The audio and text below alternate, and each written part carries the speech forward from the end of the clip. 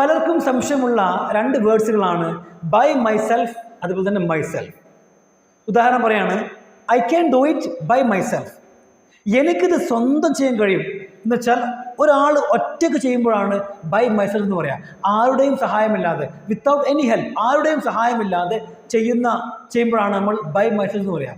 I can do it by myself.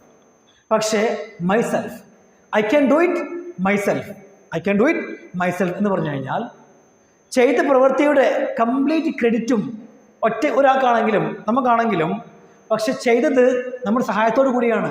ഒറ്റക്കല്ല ചെയ്തത്, ഒരു വ്യക്തി ഒറ്റക്കല്ല ചെയ്തത് എന്നാണ് അർത്ഥം. മൈസെൽഫ് എന്ന് പറഞ്ഞു കഴിഞ്ഞാൽ ഹെൽപ്പോട് കൂടി, ഹെൽപ്പറിൻ്റെ ഒരു ഹെൽപ്പോട് കൂടി ചെയ്യുമ്പോഴാണ് മൈസെൽഫ് എന്ന് പറയാം. പക്ഷേ കംപ്ലീറ്റ് ക്രെഡിറ്റും ഒരാൾക്കായിരിക്കും. ഇവിടെ ബൈ മൈസെൽഫ് എന്ന് പറയുമ്പോൾ ചെയ്തത് ഒരൊറ്റ വ്യക്തി മാത്രമാണ്, ഒരേ ഒരു വ്യക്തി മാത്രമാണ് അവിടെ ചെയ്തത്, വിത്തൗട്ട് എനി ഹെൽപ്പ്.